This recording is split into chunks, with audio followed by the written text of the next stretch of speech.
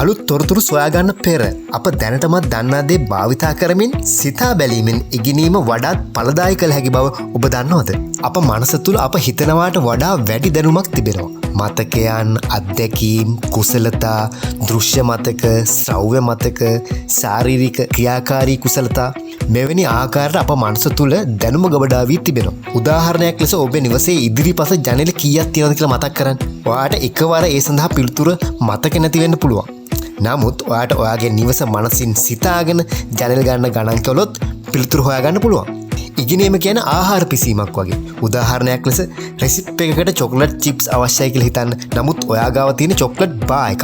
ඔයාට චොක්ලට් බා එක කැබලි කරලා චොක්ලට් චිප් වෙනුවට භාවිතා කරන්න පුළුවන්. අපිට ඉගෙනීමේදී තියෙන තොරතුරු වෙනස් කරලා ඒවා එකිනෙකට සම්බන්ධ කරලා නව පිළිතුරු ලබා ගන්න පුළුවන්කම තියෙනවා. ඔයා ඉගෙනගත් දෙයක් ඔයාටම පැහැදිලි කිරීම ඉතා වැදගත්.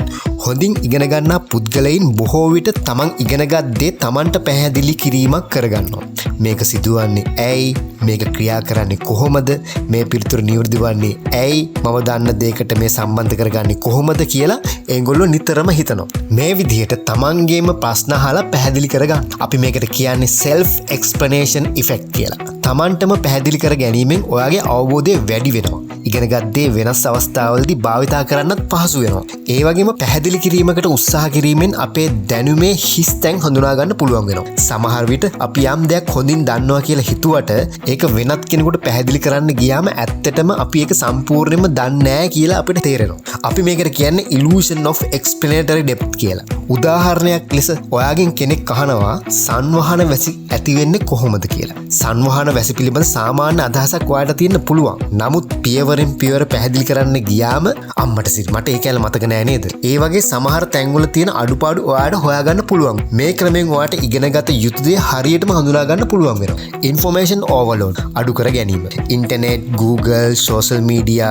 YouTube, AI, chatbot, online courses වගේ දේවල් වලින් අපිට අලුත් තොරතුරු අලුත් දැනුම ලබා ගන්න පුළුවන්. නමුත් තොරතුරු වැඩි වීම නිසා ඉගෙනීම පහසු වෙන්නේම නැහැ. ඒ වෙනුවට information overload වෙන්න පුළුවන්. ඒ හින්දා හැම ප්‍රශ්නයකටම ක්ෂණිකව අන්තර්ජාලයෙන් පිළිතුරු හොයනවා වෙනුවට පළමුව තමන්ගේ මනස භාවිතා කර පිළිතුරු හොයන්න හුරු වෙන්න.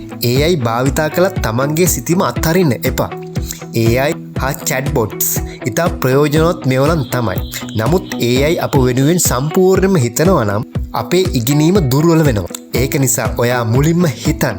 ඔයාගේ අවබෝධය පරීක්ෂා කරන්න. නොදන්න දේ හඳුනා ගන්න.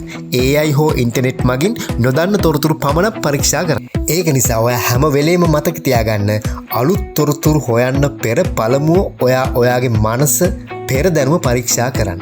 ඔබ දන්නා දේ භාවිතා කර පිළිතුරු සෙවීමට උත්සාහ කරන්න. ඔබේ දැනුමේ හිස්තැන් හඳුනා ගන්න. අවශ්‍ය අලුත් තොරතුරු සොයා ගන්න. අලුත් දැනුම හා පැරණි දැනුම සම්බන්ධ කරන්න. නැවත ඔබටම පැහැදිලි කරන්න. මේ ආකාරයෙන් ඔයාලට ඉතා ඵලදායී ඉගෙනුමක් ලබා ගැනීමට පුළුවන් වෙනවා අනිවාර්යයෙන්.